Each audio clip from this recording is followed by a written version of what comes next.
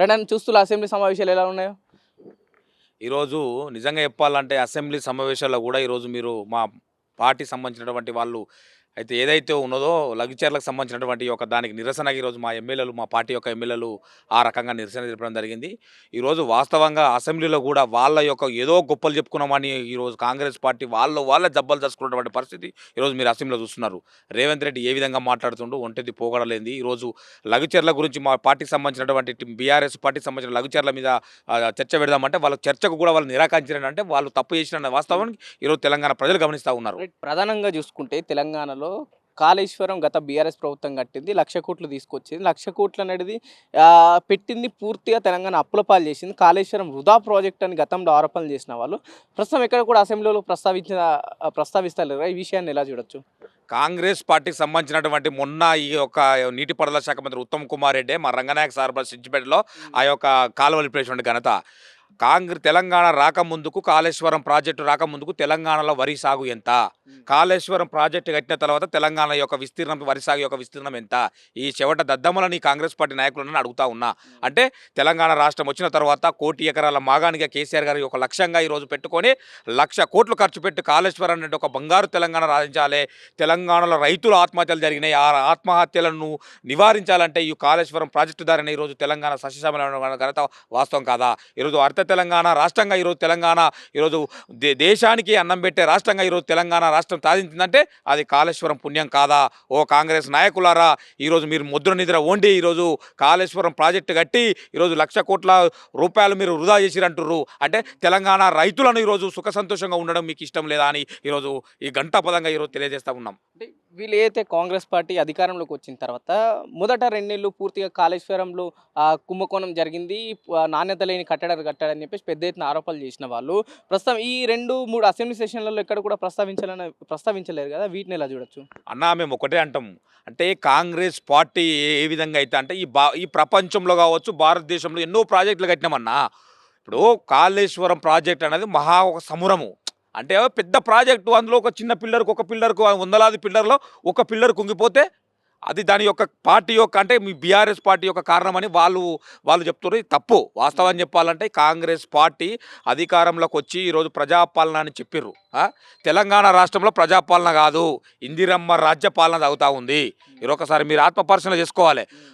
రేవంత్ రెడ్డి ఏం చెప్పిండు, 100 రోజులలో మేము అనేకమైనటువంటి హామీలు 420 హామీలు ఇచ్చారు కాంగ్రెస్ పార్టీ అధికారం లాగా. బొచ్చలేని హామీలు పోయిరుగా. పక్క రాష్ట్రం కర్ణాటకలో ఎన్ని హామీలు ఇచ్చారు, ఈరోజు బొక్కవర్ల పడ్డది అక్కడ కర్ణాటక రాష్ట్రంలో కాంగ్రెస్ పార్టీ. మొన్న మహారాష్ట్ర ఎన్నికల్లో వాళ్ళు మల్లికార్జున ఖర్గే ఏం చెప్పిండు, మీరు ఇచ్చేమొచ్చినట్టు ఉచిత హామీలు ఇవ్వకండి, తెలంగాణలో ఒక బాధ పడుతుంది, కాంగ్రెస్ పార్టీ ఇజ్జత్ పోతా ఉంది, దాచే లెవెల్లో అనేకమైనటువంటి వాళ్ళ హామీలు ఇచ్చి తెలంగాణలో ఏం చేయలేకపోతున్నాము. 6 గ్యారంటీలు 13 హామీలు ఇచ్చినటువంటి ఒక్కటంటే ఒక హామీ తెలంగాణలో అమలు అయినటువంటి ఘనత ఈరోజు కాంగ్రెస్కి దక్కింది. ఈరోజు తెలంగాణ ప్రజలు అనుకుంటారు వద్దురో నాయన కాంగ్రెస్ పాలన అని.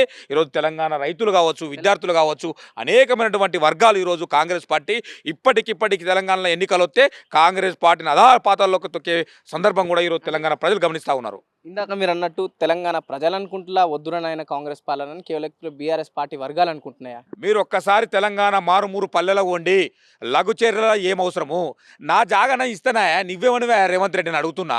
ఈ ముఖ్యమంత్రి రేవంత్ రెడ్డిని ఒకటే ప్రశ్నిస్తున్నా. నేను రేవంత్ రెడ్డి జాగ గురించి మాట్లాడుతున్నా. నాకు ఒక 5 ఎకరాల ఉంది, వ్యవసాయం చేసుకుంటున్నా, నా జాగ నేను ఇయ్యబోయి, అది గవర్నమెంట్ భూమే కాదు అంటే నువ్వు సంఖ్యలు లేసి నువ్వు ఒక తీవ్రవాదివా, ఒక తీవ్రవాదా, ఒక ఏందండి ఈరోజు రాజ్యంలో ఏం నడుస్తుంది కాంగ్రెస్ పాలన? ఏ రాజ్యంలో ఈరోజు ఒక రైతు సుభిక్షంగా రైతు తన పరిపాలన అంటే రైతు తన యొక్క వ్యవసాయ భూమి వ్యవసాయం చేస్తూ ఉంటే నీ ఎవనివా నువ్వు అరెస్ట్ చేసి నువ్వు పేర్లు సంఖ్యలు తీసుకోవడానికి? నీ అయ్యా జాగిరి ఆడుతున్నారు రేవంత్ రెడ్డిని. ఇప్పుడు గతంలో ఇదే కాళేశ్వరం ప్రాజెక్ట్ కింద మల్లన్న సాగర్ కింద వాళ్ళు భూసేకరణ చేయలేదా బీఆర్ఎస్ పార్టీ? ఇప్పుడు ఒకటే అన్నా, ఇప్పుడు కొడంగల్లో లగచర్యలను చేయాల్సిన అవసరం లేదు.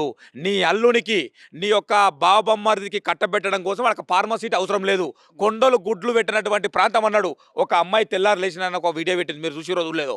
అది పచ్చని పైర్లతోని తెలంగాణ రాష్ట్రంలో పచ్చని పైర్లతోని అక్కడ పసిడి పంటలు పండినటువంటి ప్రాంతంలో ఈ ఫార్మసీట్ ఎందుకని అడిగినాము. మల్లన్న సాగర్ ప్రాజెక్టు ఈ కాంగ్రెస్ దద్దమ్మలే కదండి 60 సంవత్సరాలు పరిపాలించి తెలంగాణకు ఒక్క ప్రాజెక్టు కట్టినటువంటి దుర్భాగ్య పరిస్థితి ఎందుకు వచ్చింది? ఈరోజు కేసీఆర్ మల్లన్న సాగర్ ప్రాజెక్టు కాల్సిన అవసరం అవసరం ఎందుకు వచ్చింది? కాళేశ్వరం ప్రాజెక్టు కట్టాల్సినటువంటి అవసరం ఎందుకు వచ్చింది? రంగనాయక సాగర్ ప్రాజెక్టు కట్టాల్సిన అవసరం ఏమొచ్చింది?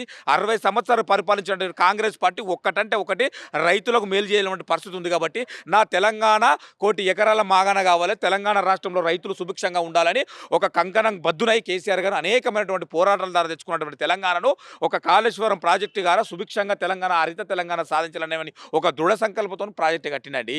ఈ దద్దమ్మలు రకరకాలుగా మాట్లాడుతారు, పట్టించుకోవాల్సిన అవసరం లేదు. ఫైనల్ ఒకటి చెప్పండి, కాళేశ్వరం వల్ల ప్రస్తుతం ఉన్న తెలంగాణకు ఎటువంటి ఉపయోగం ఉంది? కాంగ్రెస్ చేస్తున్న ఆరోపణలు కాళేశ్వరం పైన వీటిని ఎలా చూడొచ్చు? తెలంగాణ మీరు ఒకటన్నా, నేను చెప్పేది గొప్పలు కాదు. తెలంగాణ రైతాంగాన్ని అడగండి. ఆ సిద్దిపేట పరివాహ ప్రాంతాన్ని తెలంగాణ రాష్ట్రంలో మల్లన్న సాగర్ ప్రాజెక్టు దాదాపు 40 లక్షల ఎకరాలకు సాగును అందిస్తున్న కార్యక్షన్ ప్రాజెక్టు నుండి రైతులను అడగండి. నేను చెప్తే గొప్పలు కాదు. ఈరోజు తెలంగాణ రాష్ట్రం వచ్చిన తర్వాత కాళేశ్వరం ప్రాజెక్టు ద్వారా ఎక్కడ లబ్ధి ఉందిరు, ఎక్కడ తెలంగాణ రైతాంగం బాగుపడదు వాళ్ళని అడగండి. ఈ చెవట దద్దమ్మలు కాంగ్రెస్ పార్టీ ఒక్క ప్రాజెక్టు ఇక్కడ చేతగాక వీళ్ళు ఎంతసేపు ఎక్కడెక్కడైతే కమిషన్లు వస్తున్నాయో హైడ్రా ఎవడు కట్టమన్నా హైడ్రాతోని హైడ్రామా చేసుకుంటూ రేవంత్ రెడ్డి డబ్బులు సంపాదించుకున్న మార్గంలోనే పయనిస్తుంది తప్ప తెలంగాణ రైతాంగం గురించి పట్టించుకున్న పాపాన లేదు.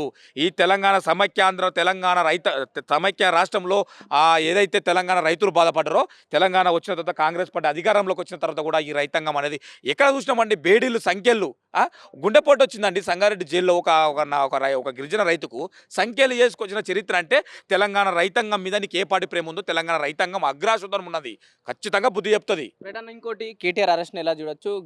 గవర్నర్ కూడా గ్రీన్ సిగ్నల్ ఇచ్చిందని పెద్ద ఎత్తున వార్తలు వస్తున్నాయి కదా, ఏ విధంగా కేటీఆర్ అరెస్ట్ కాబోతుంది? 100% నేను ఒకటే అడుగుతున్నాండి. కాంగ్రెస్ పార్టీ అధికారంలోకి వచ్చిన తర్వాత ప్రజాపాలన మేము చాలా పరిపాలన అందిస్తాము, మేము చాలా పోలీస్ పెండ్లు పోసింగ్ అన్నారు. ఈరోజు కేటీఆర్ గారు 100% ఏదైతే కాంగ్రెస్ పార్టీ హామీలు ఇచ్చిందో ఆ హామీలను నిలదీస్తుండు కాబట్టి ఎక్కడ పడితే అక్కడ అడుగడుగునా చీల్తి చెండాడుతుండు కాబట్టి ఆ యొక్క కోణంలోనే అరెస్ట్ చేసి మేము గవర్నర్ గ్రీన్ సిగ్నల్ ఇవన్నీ ఉత్తాయండి. కాంగ్రెస్ ఈరోజు ఒకటే అడుగుతున్నారు, మీరు అర్థం చేసుకోవాల్సిందే. రాష్ట్ర కాంగ్రెస్ ఏమో అదానితోని కుమ్ముగాస్తుంది, కేంద్ర కాంగ్రెస్ ఏమో అదానితో బొమ్మతో పార్లమెంట్లో నిరసన చెప్తాడు. అంటే కాంగ్రెస్ పార్టీ యొక్క దంద వైఖరి అంటే రాష్ట్రంలో తెలంగాణ రాష్ట్రంలోనో దోస్తు దేశంలోనో ఈరోజు ఒక వ్యతిరేకంగా మాట్లాడుతున్నారు. అంటే మీరు అర్థం చేసుకోవాల్సిన అంటే కాంగ్రెస్ బీజేపీ వివిధ రాష్ట్రాల్లో వివిధ రూపాలుగా వాళ్ళ యొక్క దోస్తానాన్ని కనబడతా ఉంది. 100% వాళ్ళ యొక్క కుట్రలో కాంగ్రెస్ బీజేపీ కుట్రలో కేటీఆర్ అరెస్ట్ అంటే చేయండి. 100% ఈ అరెస్టులు ఈ పిట్ట బెదిరింపులకు ఖచ్చితంగా భయపడేది లేదు. 100% బీఆర్ఎస్ పార్టీ 100% తెలంగాణ రైతాంగం కోసం తెలంగాణ పునర్నిర్మాణం మళ్ళీ ఖచ్చితంగా తెలంగాణ భవిష్యత్తు కోసము 100% ఎన్ని రోజులైనా జైల్లో పెట్టడానికి కానీ మేము పోవడానికి సిద్ధంగా ఉన్నామని తెలియజేస్తాం. రాష్ట్రంలో పెద్ద ఎత్తున న్యూస్ నడుస్తుంది, ఎటు చూసినా KTR arrest, governor green signal ఇచ్చినట్టు. నిజంగానే కేటీఆర్ అరెస్ట్ ఉండబోతుందా తెలంగాణ రాష్ట్రంలో? ఇప్పుడు కేటీఆర్ గారి అరెస్టు ఉన్నా కూడా సరే, ఇప్పుడు దానికి సంబంధించినటువంటి ఈ ఫార్ములా ఈ కేసు ఏదైతే ఉందో, కార్ రేసింగ్ కేసు ఏదైతే ఉందో ఆ కేసు విషయంలో సరే దాని ప్రకారం ఆయన కూడా చెప్పాడు డైరెక్ట్గా ప్రెస్ మీట్లో మాట్లాడి, దాంట్లో ఏదైనా నేను తప్పు చేసి ఉంటే నన్ను అరెస్ట్ చేసుకోండి, నేను చట్టపరంగా నేను దానికి ఫేస్ చేస్తాను అని చెప్పేసి మాట్లాడారు. కానీ ఈ ఫార్ములా ఈ కేసు అనే దాన్ని గవర్నమెంట్ ఏం చేస్తూ ఉందంటే తను రాజకీయంగా ఉపయోగించుకోవడం కోసం ఒక ప్రయత్నం చేస్తూ ఉంది.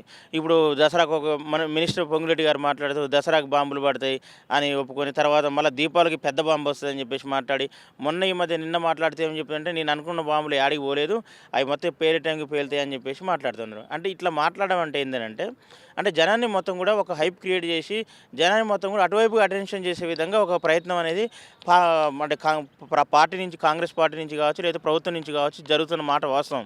ఎందుకంటే వీళ్ళు అనేకమైన హామీలు ఇచ్చారు. ఈరోజు గవర్నమెంట్ అమల్లోకి రావడానికి 6 గ్యారంటీల మాటన దాదాపు 420 అంటారు ఇప్పుడు బీఆర్ఎస్ వాళ్ళు, దానికన్నా ఎక్కువనే ఉండొచ్చు నాకు తెలిసి.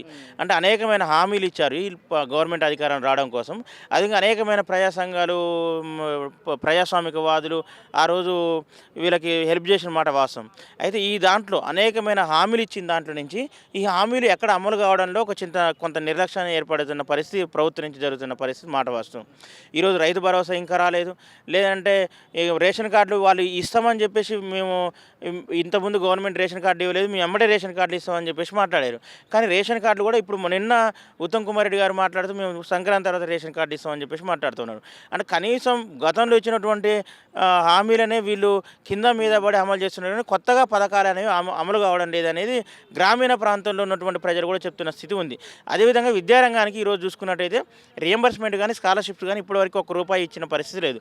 ఇప్పుడు ఏదైతే తెలంగాణ రాష్ట్రంలో పూర్తిగా 6 గ్యారెంటీల విషయంలో కావచ్చు, వాళ్ళు ఇచ్చిన హామీల విషయం కావచ్చు సక్సెస్ఫుల్గా అమలు అవుతున్నాయి, మేము ప్రజాపాలన విజయోత్సవాలు చేసుకుంటున్నామని తెలంగాణ నడిబొడ్డున ఏదైతే తెలంగాణ రాష్ట్ర రాజధానిలో పూర్తి ఘనంగా విజయోత్సవాలు జరపడం జరిగింది. నిజంగానే విజయోత్సవాలు అనేది వర్తేనా ప్రస్తుతం ఉన్న సిచ్యువేషన్స్కి? ఇప్పుడు విజయోత్సవాల పేరుతోనే ప్రజాధనాన్ని మొత్తం కూడా దుర్వినియోగం చేస్తున్న ఒక స్థితి మనకు కనబడతా ఉంది.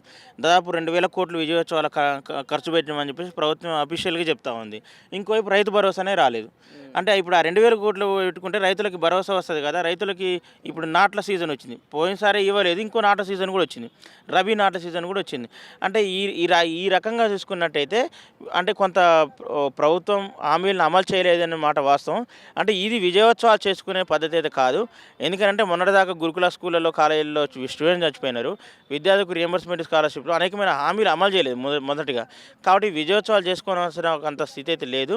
ఆ విజయోత్సవాల పేరున ప్రభుత్వం డబ్బుల్ని దుబారాగా ఖర్చు పెట్టింది అనేది మేము చెప్తాము.